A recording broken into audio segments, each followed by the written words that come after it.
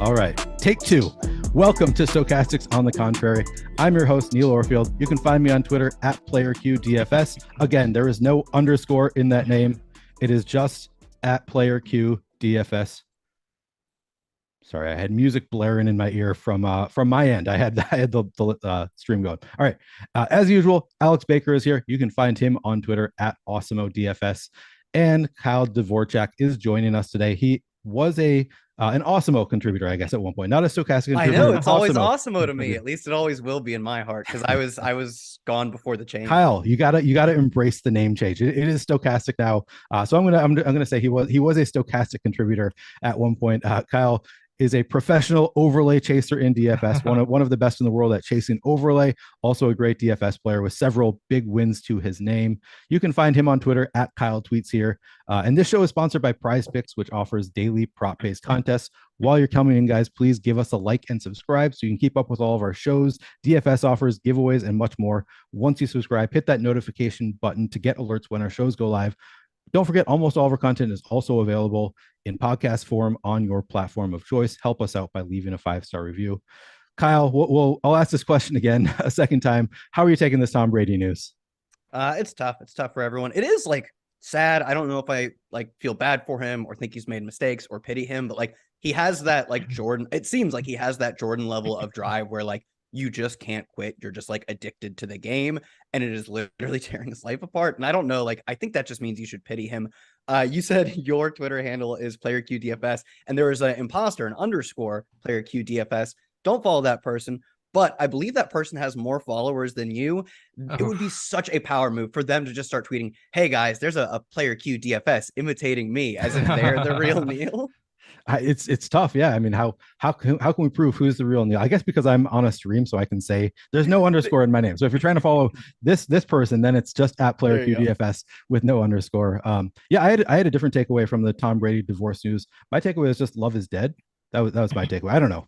I no longer believe in love with Tom Brady's divorce. Alex, how are you doing this morning?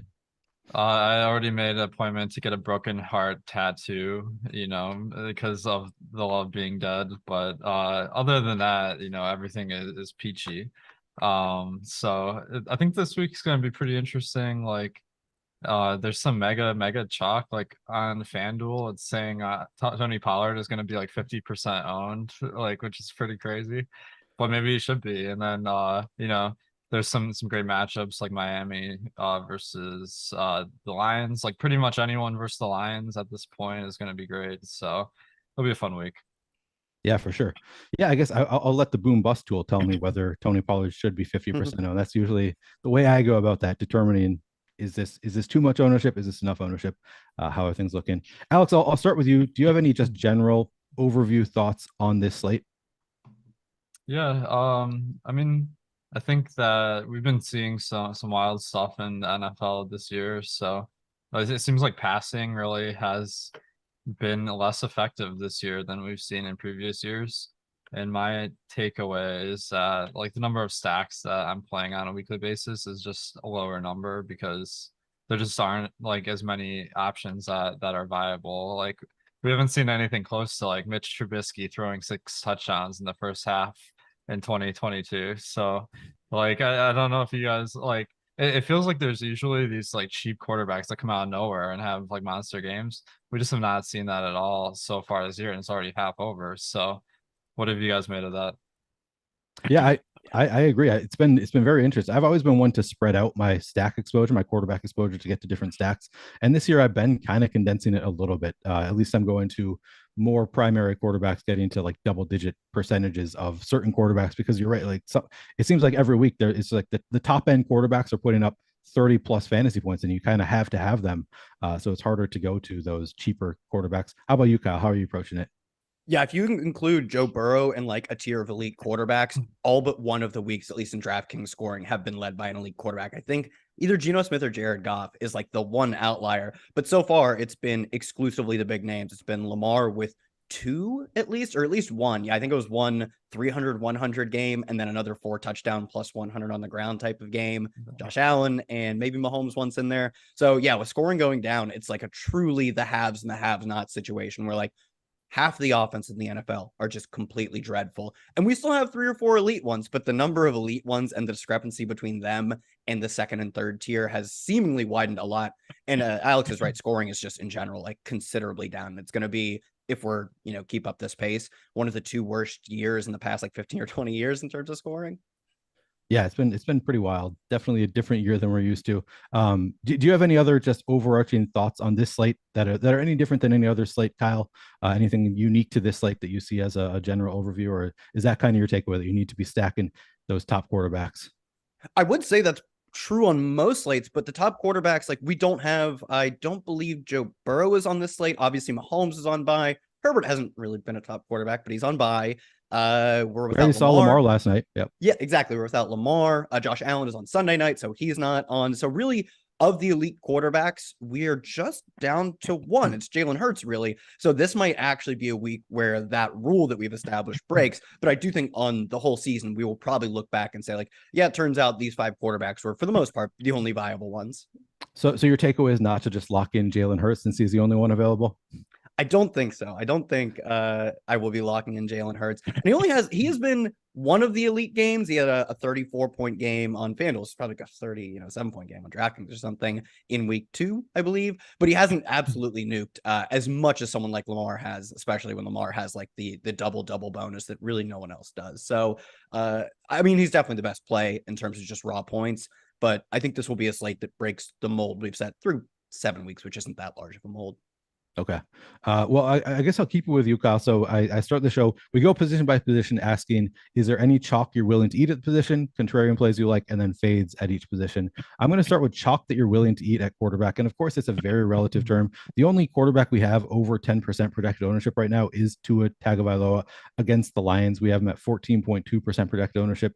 Everybody else is below 10%. So this is a very relative term. But are there any of these guys that are over, 7% ownership, those top 4, Hurts, Daniel Jones, Derek Carr, Tua, any of those that you're just willing to get above the field here?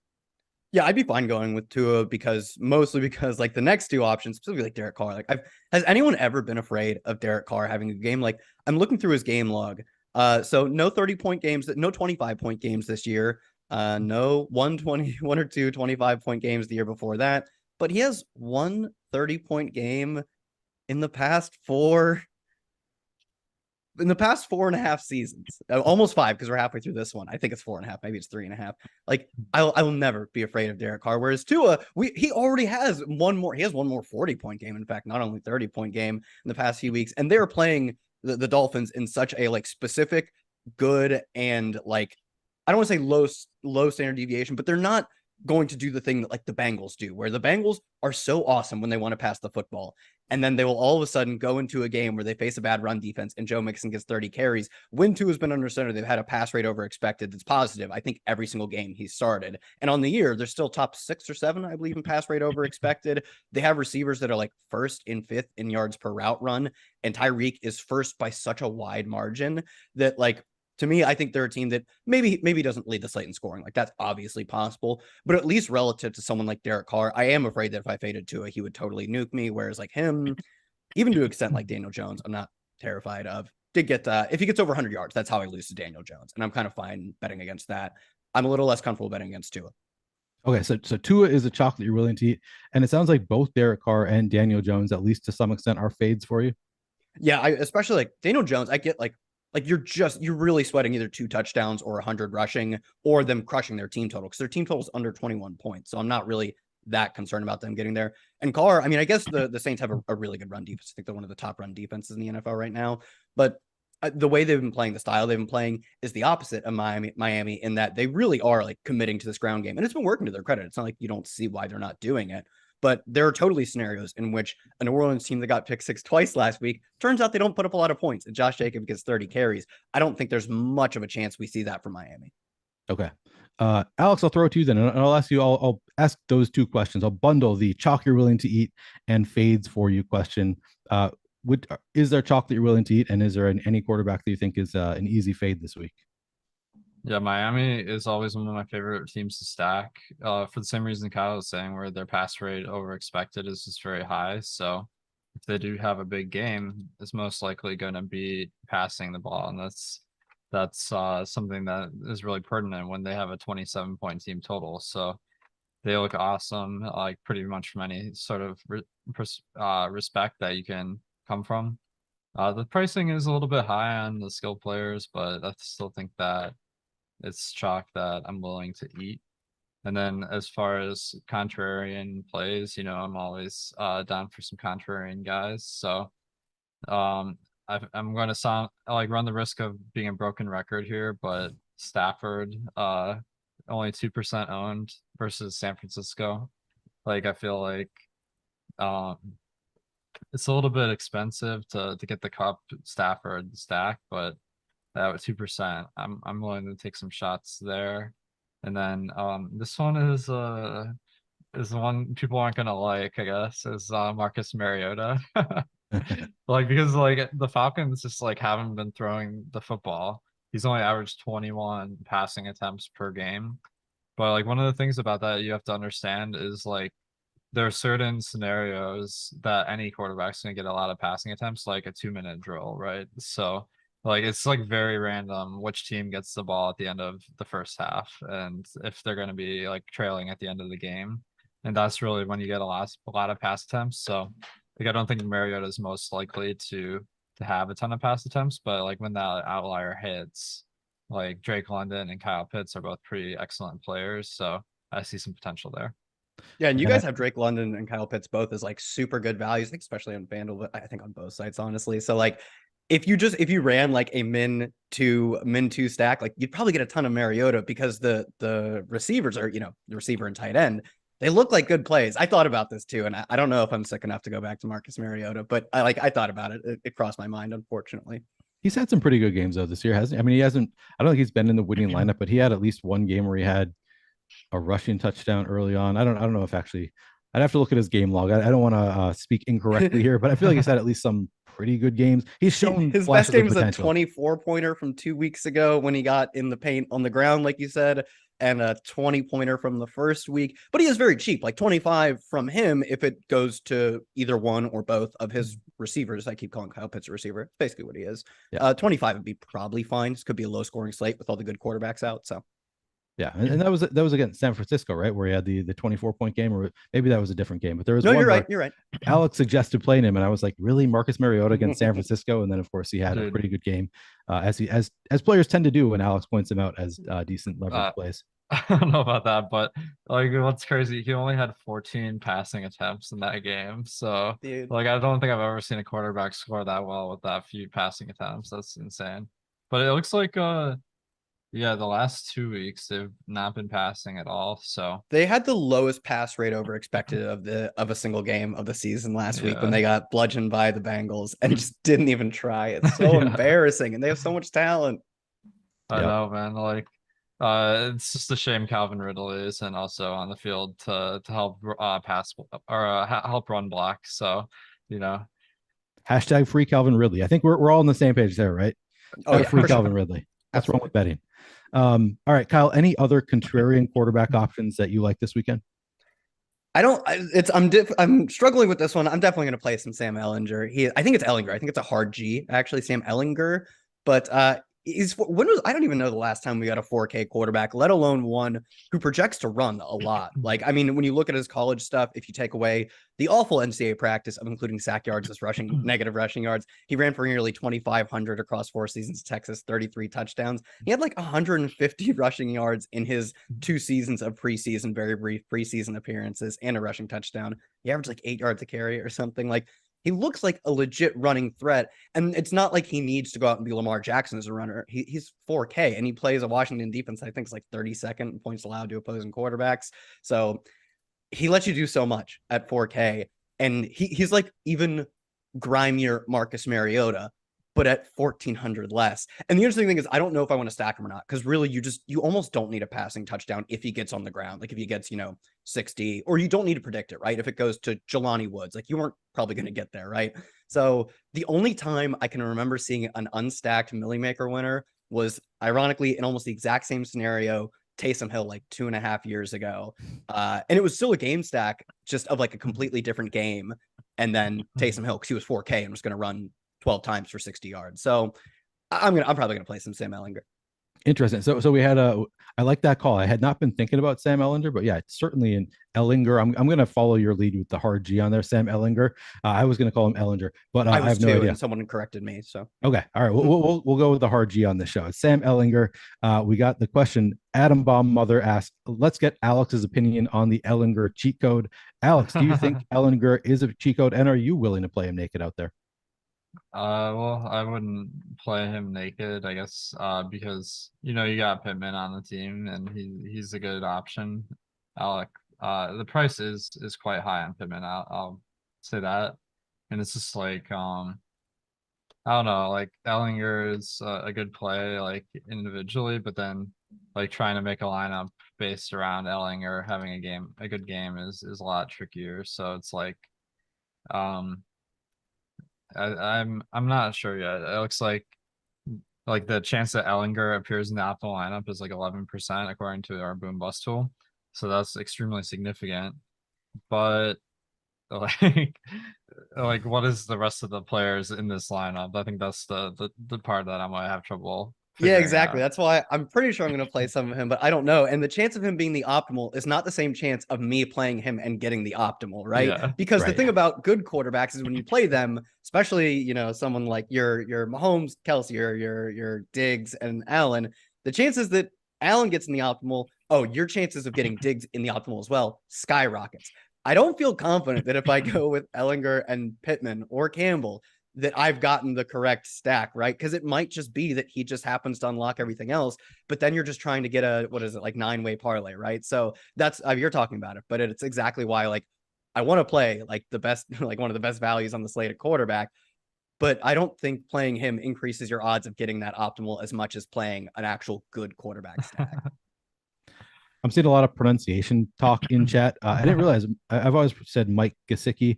I'm seeing here it's Mike Gesicki for the I Dolphins can't tell the difference between the two things you just said. They sound the same to me. So maybe I just have it right. Yeah, I Gav versus Guh, I guess, is the only difference in the way I've been saying it. But Chronic Smith says he was interviewed as a rookie instead of just Gesicki or Gesicki. Maybe I need to enunciate that sick more. Gesicki. I mean, maybe we could just go with Goat Sicky. Goat Sicky. That makes it a little bit easier. That's a good call there. And then who was the other one that he just asked? Oh, it was Najee Harris, right? Any opinions there? I It's feel like Najee, not Najee. Like I always defer to Terry on name pronunciation, so it'd be great to get him on a show and just say the names of every player in the NFL. Yeah, that's a good general rule of thumb. Just follow Terry's lead there. All right, I think that we've done a pretty good job covering quarterbacks. We can probably move on and talk some running backs. First, though, guys, let me tell you, BetMGM has a no-brainer NBA offer for you that you can access by clicking the link in the description of this video. Once you're on the site, simply put $10 on any pregame money line bet. And if either team hits a three-pointer, you'll get $200 in free bets. This offer is available in all states except New York, Pennsylvania, and Mississippi, and all Canadian provinces except Ontario. You've got to take advantage of these no-brainer offers when they come up. Again, just click the link in the description of this video to access that offer. Alex, I'm going to go to you with running backs, and I like this new format of just let's go to chalk you're willing to eat and fades right away. So we can just look at at the top of the running back position, who do you like, who are you willing to eat the chalk on, and then who are some fades for you at higher ownership? Well, Tony Pollard, it's looking like he's going to be very high owned. It looks like he's almost kind of breaking our algorithm on FanDuel, where I mentioned he was like 50%, but now I'm looking back, it's actually 67% projected ownership on FanDuel at 6,300. But we have him as a 55% chance of cracking the optimal lineup. So, like, I think it's gonna it depends. Like, if we see any other Dallas Cowboys getting like a buzz that they're going to play significant amounts of this game. But the other running backs on the team right now are Malik Davis and Kadre Allison, who they're practice squad players, and it seems like they'll probably run the ball so that Tony Pollard doesn't run the ball like a million times. But I'm definitely going to be trying to read more about these guys. Kyle, do you have any read on the running backs in Dallas here? Yeah, I think the operative point that you said was that they're practice squad players. Like I had to look up who Malik Davis was. And that should tell you a lot because I think all of us here were like grinding best ball leagues. We're like, if you know in the event of a bunch of injuries, which we're seeing is happening and happens every year, if you know who should be getting reps in that scenario, you're probably at a pretty big advantage. So all of us are like grinding these I don't want to say awful players, right? These very obscure players. No clue who this guy was. And looking at his college stuff, like never got over 100 yards, complete committee back. And he is, I believe Malik Davis is the one who will end up being the backup. So I think it would, maybe we see some like light work from him or one of the other backups, Kadre Olison. But given the discrepancy between Pollard and the talent, I'll call it talent, given the discrepancy between the talent of Pollard and those backups, I would think we see a lot of Pollard this game. Yeah, it seems pretty likely that we're going to see a lot of Pollard. So Alex, you said that he's going to be 67% owned on FanDuel. I assume that you probably like him even better on DraftKings. The price tag 6,100 on DraftKings is actually higher than relative to the amount of the salary cap. It's a higher proportion of your salary cap than the 6,300 on FanDuel. But Alex, you like Tony Pollard on DraftKings as well? Yeah, so I'm definitely going to be looking at the ownership updates going up to Sunday, and it does look like Ezekiel Elliott. Like I saw the news that he wasn't expected to play yesterday, but I've seen people tweeting that he's not expected to play today. So when people adjust to this news, I'm not exactly sure if our ownership accounts for all of that workload going to Pollard. So I do expect his ownership to come in at like that 40 to 50% mark in the Millie Maker that we've been seeing other top end plays come in at. So that it's also kind of based on his optimal rate at 44% in our tools. So like my general feeling about DFS is it's like kind of a parlay where you got to hit each leg, and having a leg that's 44% instead of 10% like makes a huge difference to like how likely your lineup is to succeed, and it's worth like eating the ownership and then just making pivots elsewhere. Yeah, for sure. It's such positive leverage in the tools. And then I guess even if that ownership does come up, we've got a lot of room for the ownership to go up and still have positive leverage there. But seems like, I'll probably be willing to eat some of that chalk too. Even if it does get up to like 50% with some negative leverage, I think I'm willing to eat some of that chalk because it just looks so good. Alex, let me stick with you just for a second though, because I'm not going to let you off that easy and not give me some fades. I know you got to tell me some great plays who you're going to talk bad about here. Well, one that's standing out as a possible fade is Raheem Mostert. I mean, it's like a spot where they're big favorites against Detroit, but I mean, I guess the reason to fade him is just because it's a pass heavy team and there's not much guarantee that they're gonna try to rush Mostert like more than 20 times. So I think he's not a back that's really known as a high volume back to begin with. So it's kind of like making me subjectively worried about his ceiling. But then also like objectively, it's like the pass rate is so high in Miami that like it just seems like I'm more thinking that the receiving plays and are better options compared to Mostert. Okay. Kyle, how about you? I mean, it sounds like you're also on the same page with Tony Pollard. You're going to be playing a good amount. You're willing to eat that chalk. Do you have any fades this week among the higher owned running backs?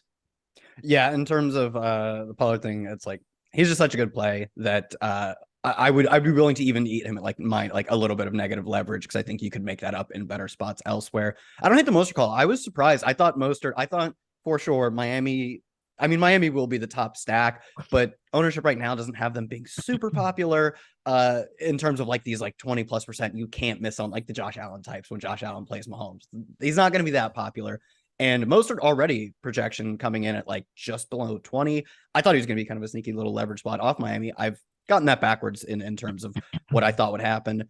Like right now, you guys have Saquon Barkley ahead of Derrick Henry in terms of ownership. Like I would just take whichever one is less owned. I think they're both in pretty good spots. I get that the Giants, I believe, are road slight. Actually, I think they're road favorites, but they are on the road against Seattle. It's probably not as good of a spot as Derrick Henry facing a dreadful Houston team, and he's absolutely crushed them. And not only is he getting like not only is he getting the best rushing workload, he has his best 4-game stretch in terms of receptions of his entire career. So to me, if you're paying up and Barkley, or even pay up a little less for like Jacobs or Kamara, they're going to be more popular. Like I would just go with Derrick Henry.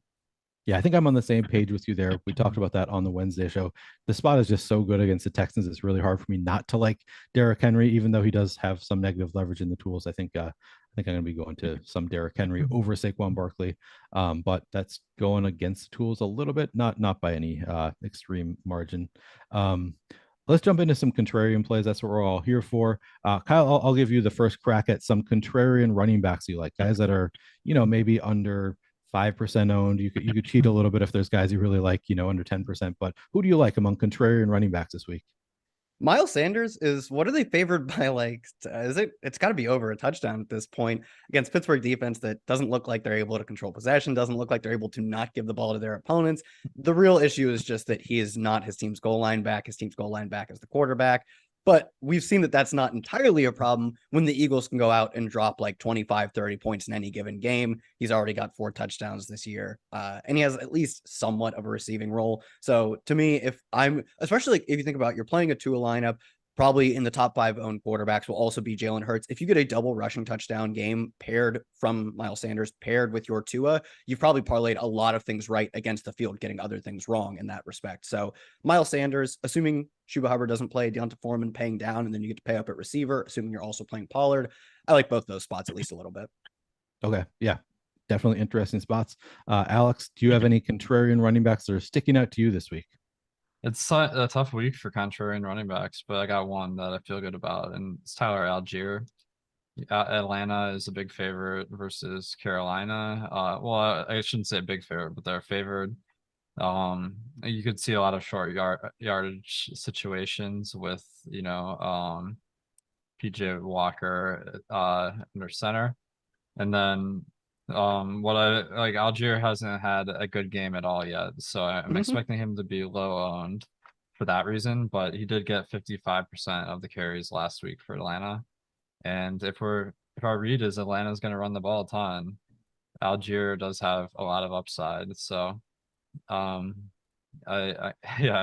it's like trying to predict that guy that has a high season point total of 11.4 fantasy points to go out there and get that 30 points you need is a little bit tough, but I think there's potential here.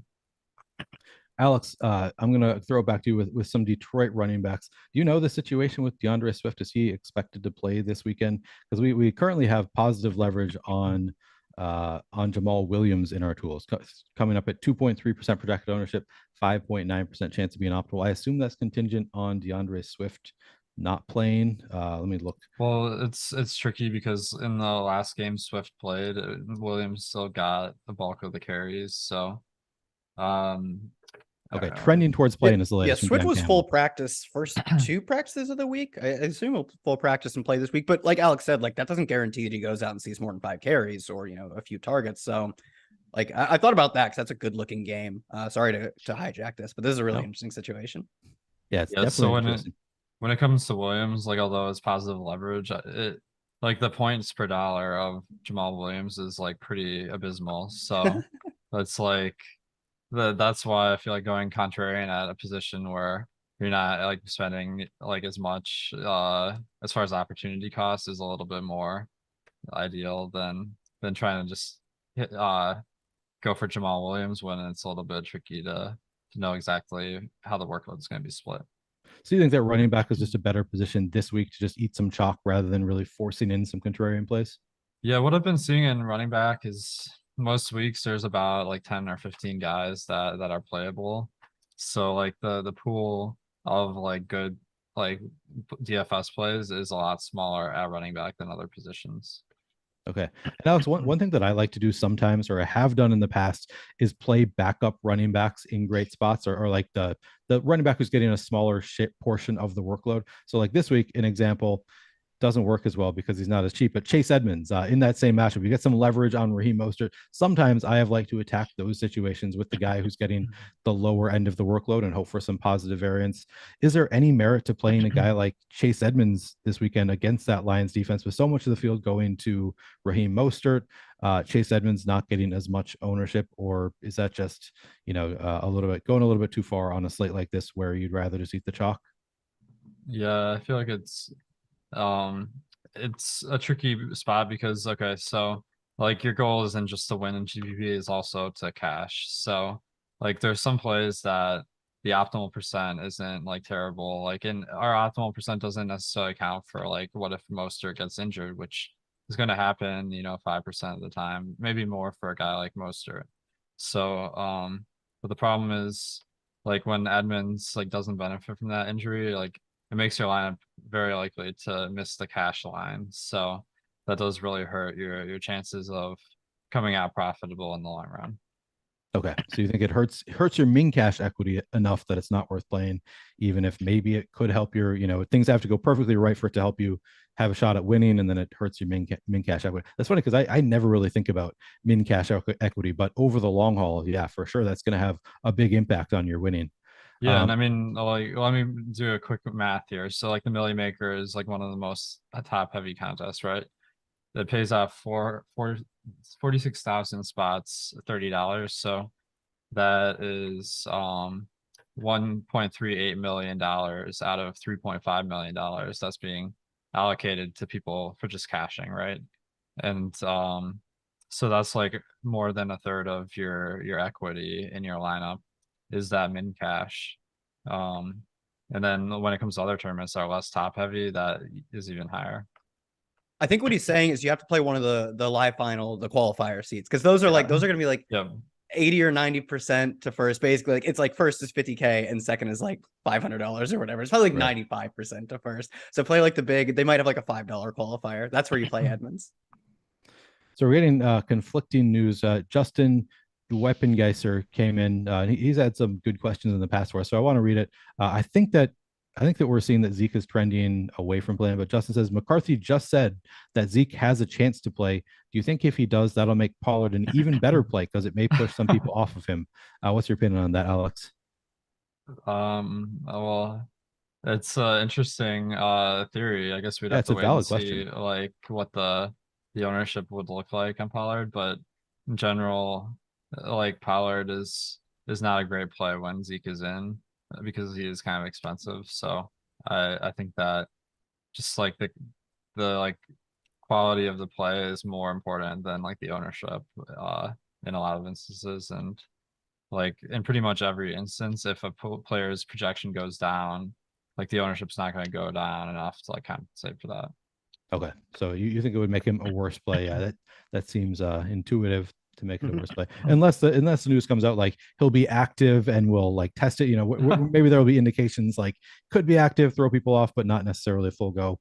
Have to follow the wording a little bit, but yeah, it seems like in general he's just a better play if we know that Zeke is out. It makes it a lot easier to hit that button. I think we've covered running backs pretty well. Anybody else that you wanted to touch on, Alex?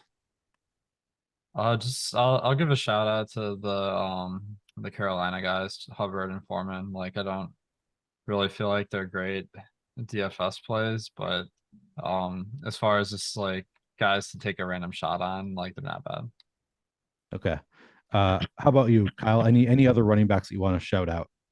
No, I liked Alex's call on Tyler Algier. I think he's also running a decent amount of the routes. Not that they have many routes to go around. That team doesn't like to pass the football, but in some sense that works in his favor. Yeah, I know Hubbard didn't practice for the first 2 days of practice, so that would make Foreman a pretty interesting play.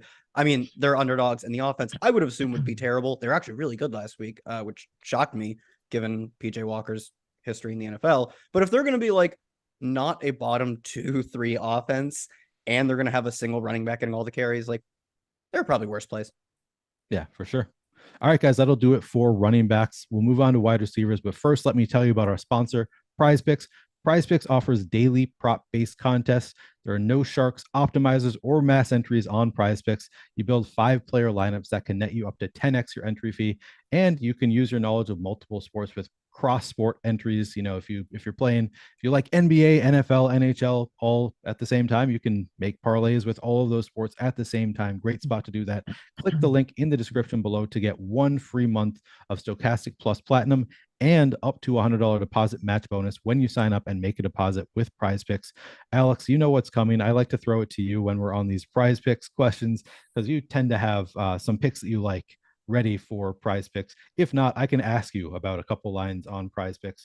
Do you have any off the top of your head PrizePicks plays? Have you already looked at Sunday plays that you like?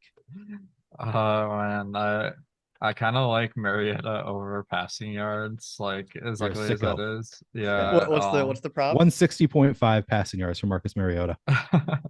Just like I don't know, like I'll have to like really dig into the numbers there, but like that's a number that it feels a little bit low. He has averaged 168 yards per game so far this year passing, and then I think like the passing volume has been like an outlier in how low it is. So I do feel like the most likely thing is going forward, Atlanta passes a little bit more than they have been, but I don't feel like entirely confident in that. Okay. And Kyle, I don't know if you do your own projections for this kind of thing or if you it looks like kind of a tough line for me, but because you brought up Miles Sanders earlier, I'm just going to ask you, Kyle, what do you think about 67.5 rush yards for Miles Sanders? You take the over or the under there? I think I'd probably go over there. I mean, he is. I really didn't think in the offseason, he literally said, I don't like my role. I wish they'd give me more touches. And what do? They give him more touches. He's averaging, looks like not far off from 20. It's like 15, 16 a game. I'd probably go over on that one. And it's a game that they should pretty much control easily. It just doesn't look like Pittsburgh has much of a fight to put up Philly's 10-point favorites at home, I believe. So I'd probably go over on that. Okay. And Kyle, we also got a super chat from Ryan Nelson says, how often did Kyle get the coach's autograph in quotes post game on as a soccer ref? Definitely not saying Kyle was shady, he says. I didn't know that you were a soccer ref. Did you ever get autographs from the coaches at soccer games? I don't know if he just got lucky and guessed that. I was a soccer ref in high school. I hated it. I was like 17 and immediately one coach like screamed at me. And I was like, I'm never reffing again. I reffed enough times to pay off the cost for the license or whatever, because you have to get like license to do it. And I was like, I am so done with this. I have no clue how someone would know that. I literally reffed 3 games, I think. Have you said it? You must have said it on a show. I mean, I'm sure I did. Because Ryan has asked questions before that are like specific to the guest. Maybe he just did a deep dive on Kyle Dvorchak. It had to be a really deep dive. It's not like it was. I ref 3 games. I don't even talk about it very much. It's like Hot Ones or like Nardwar, the interviewer for like rappers, where they know like who your Spanish teacher was. This is that level of cut. No, I didn't get coaches' autographs because the one coach hated me, and I was terrified of coaching of reffing ever since then. Well, that was a great super chat. Thanks for that, Ryan. Very interesting question, and you can let us know if you want how you knew that about Kyle, because he is surprised that you knew that about him. But we'll move on to wide receivers now. We've already talked about quarterbacks, so we can probably get an idea of what wide receivers you guys are going to like. But Alex, I'll start with you. Just looking at the higher owned wide receivers, who's chalky that you're willing to eat, and who's a fade for you? Well, Justin Jefferson looks like a great play offhand. I mean, he's a elite talent, and this slate doesn't have a ton of really high priced wide receivers. Okay, so they're playing Arizona, a team that they can put up some points, but their defense is a little bit subpar. So I think Justin Jefferson is a chalk play that I really like this week. And then I mean the Miami wide receivers also. Okay. And then any fades from the higher owned wide receivers? Well, it doesn't look like anyone's like jumping out like a crazy fade, but I do get a little nervous with DJ Moore. Like he's super cheap. I kind of like it, to be honest, but it's like, man, I don't expect Carolina to be very good. So I'll have to think on that one. Like one thing that I noticed is like his standard deviation is pretty low for his projection because of that lack of touchdown equity. So that could be a little bit of a reason to the fade. Yeah, up until last week, PJ Walker was probably the worst starting quarterback in the NFL. Like he had like like a 6 or 7% interception rate.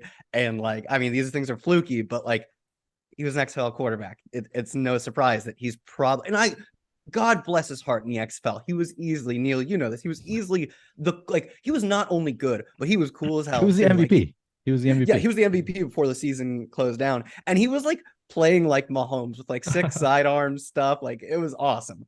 But man, his stats in the NFL are among the worst you'll find on a small sample, but it makes sense that he has a small sample. He shouldn't really be playing. So when they came out last week, and I think that what did they only put up like 21 points or something, but it was just a clean, like efficient win from the team. Like that feels very fluky. And to have a receiver who, like Alex said, doesn't have a lot of touchdown equity, plays on a team that, I mean, Vegas still has them with a team total below 19. Like Vegas isn't really buying into too much of what we saw from PJ Walker last week. It probably would be lower if he bombed, but like there is a very real scenario where they go out and put up legitimately 3 points. Like so much disrespect here for the MVP of the XFL. I wouldn't Walker. expect that from you, Kyle. I love PJ Walker. He was so good in a league of practice squad players. But when he's played against NFL competition, the results up until last week have almost exclusively been bad. Look, he was awesome in the XFL, but this is a different ball game. And until last week, he looks bad in the NFL. So to take a receiver at, you guys have him at 20%, that looks, I'd bet on that being about right. On what could be the worst offense in the NFL. Up until last week, PJ Walker had led like some of the worst offense in the NFL. I get he's cheap, but like that feels like when like you have a running back on a terrible team who's a road dog, but they're chalk because they're popular or because they're getting a lot of work. I'm like, if they don't get in the end zone, I probably live to see another day. Kind of what it feels like with DJ Moore. I mean, he'll have a massive target share. He could just save it with like 11 for 110 and not even need the score. But man, this could be a terrible team. Tough buy. I understand. Kyle, we got the answer from Ryan Nelson. He knew that from LinkedIn that you were a soccer ref. So oh my God, I haven't been on my LinkedIn in so long. Yeah. Well, apparently it's out there and people can find things out about you on LinkedIn. All right, Kyle, what about, so you give DJ Moore as your fade. Is there any chalk that you're willing to eat among these higher owned guys at wide receiver? Yeah, I mean, if I already talked about, I'm kind of fine with Tua. They just seem like insulated to sort of like the games where they choose not to pass, because those games might not really exist given their pass rate over expected. So I'm fine with Tyreek Hill. The difference between him and yards per route run and the number 2 receiver is the same between the difference between the number 2 receiver and the number 11 receiver. Like he has put such a large gap in terms of his efficiency between him and the next best player in the league. It's like, it's stunning. So to me, I'm fine with Tua and Amon-Ra. Hopefully people are afraid of Amon-Ra having burned us time and time again, myself included. But it's been a hot minute since we've had a good Amon-Ra game. I don't think he'll be unpopular because of that, but maybe it keeps him below 15. So those, because I'm already into that game, obviously I'm going to be into those players. Yeah, for sure. What about true contrarian players? We'll keep it with you, Kyle. Any contrarian wide receivers that you really like this week? So per your guys' ownership, which I generally trust, Cooper Kupp at 6.5%. You mean the receiver averaging the most points in the NFL on a team that has had no choice but to pass because their running game is terrible. Like, yeah, I'm probably anytime. I think it's like true of most really good players, and this is probably true across a lot of sports. Anytime you get a player who's just an absolute elite talent, and I mean, Kupp is probably the best receiver in the NFL right now. He's easily the best by just simple fantasy points. Like you get them at low ownership relative to their peers. Like I just got to take that to the bank. Okay. DFix says no D Hop. I'm hoping that that's not news because I need D Hop this weekend. I think it's just saying he's going to fade D Hop, which that's reasonable. He's a chalky guy. So I'm hoping that's all he means by no D Hop. I didn't see any news that he's out. So hoping that he's not. All right, Alex, I will move to you then. Contrarian wide receivers that you like this weekend. Oh man, I like that Kupp call that Kyle had. Michael Pittman, like kind of along the same lines, but just with playing with Alinger, I think he's going to be overpriced, but like you never know exactly what's going to happen there. So, but honestly, damn, it's looking like the ownership is like quite efficient this week, as far as the leverage plays. So Robert Woods is a name that's popping up for us. He's bombed every single week of the season, but which is why he's a great play. Yeah, but I'm still holding out hope because Treylon Burks is out still, and the targets have to go to someone, and Robert Woods is someone. So, it can work out. All right. So Robert Woods, he looked great in the tools last week and started off pretty well. I don't think he had the best game in the world, but at least showed some promise. Maybe we can get him at even lower ownership this week, and he's still going to look pretty good. So Robert Woods, a contrarian play that you like. I'm just going to scroll through and see if there's anybody else who pops out to me. Okay, Robert Woods is the one that first pops out to me as a great play. Cooper Kupp, man, you guys have hit on the guys with the most positive leverage in the tools already. Deontay Johnson looks pretty good. Yeah, those are the guys that really stand out to me. Oh, and you also mentioned Michael Pittman, Alex. So I guess you guys did a pretty good job of covering all the highest leverage wide receivers. Maybe we can move on and talk about some tight ends. But first, I want to tell you guys that we have a deal for new Stokastic users only. You can get full access to everything that Stokastic has to offer for NFL. It's NFL DFS projections, NFL DFS ownership, the 1v1 tools, lineup generator, top stacks, etc. It's risk-free, and all you have to do is click the link in the description of this video for everything that Stokastic has to offer. It's for 3 days only. Just click the link in the description to get access to that deal. All right, let's move on and talk some tight ends. I'll start with you, Kyle. Let's talk about the higher end of the ownership range. Who do you like in terms of chalk that you're willing to eat? And then do you have any fades at tight end this week? Yeah, I mean, every week it's like what I was saying with Derek Carr. Like there are plenty of times where Derek Carr projects like a great value. Looks like, oh, he's underpriced. They should pass a lot. It's a weak opponent. And then it turns out he's Derek Carr and he scores like 23 points, and that's fine, but that's probably, unless it's a really bad slate, not winning you anything. And like Tyler Higbee is the epitome of the Derek Carr tight ends. Like, and since that stretch, like 3 years ago, where he was like Gronk for 6 games at the end of the year, he has one 20-point game. And in recent weeks, especially last week, we've seen his blocking snaps go up increasingly. Like you won't notice it just in his snap share, but because their offense, I assume this is just my take on what was going on, because their offensive line is absolutely dreadful. They've been playing him just as much, but he stays in for blocking snaps. I think he ran a route on like right over half of the team's dropbacks last week. So his snaps won't show it, but the actual usage that he's seeing has now become much less than what he was starting off the year as. So I'd be much more interested in like, just take another flyer on Kyle Pitts' talent. And, we're definitely losing again this week if we play Kyle Pitts, but we're going to keep burning our money on Kyle Pitts. I'd burn my money on Kyle Pitts over Tyler Higbee. That's all I'll say. All right.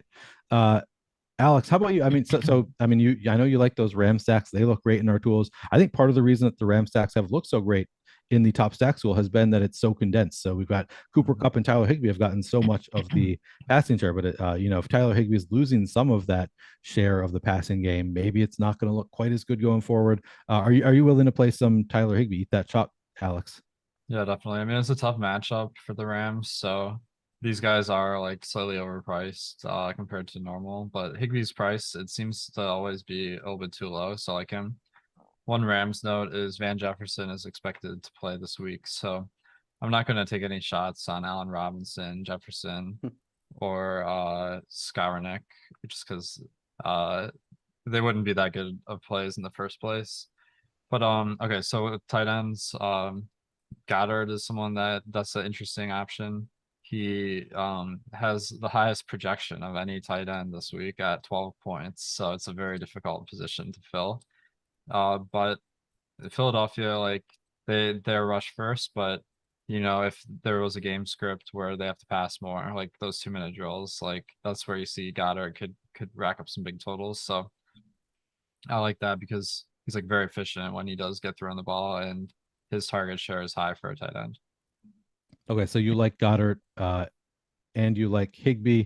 Any fades for you among the higher owned tight ends, Alex?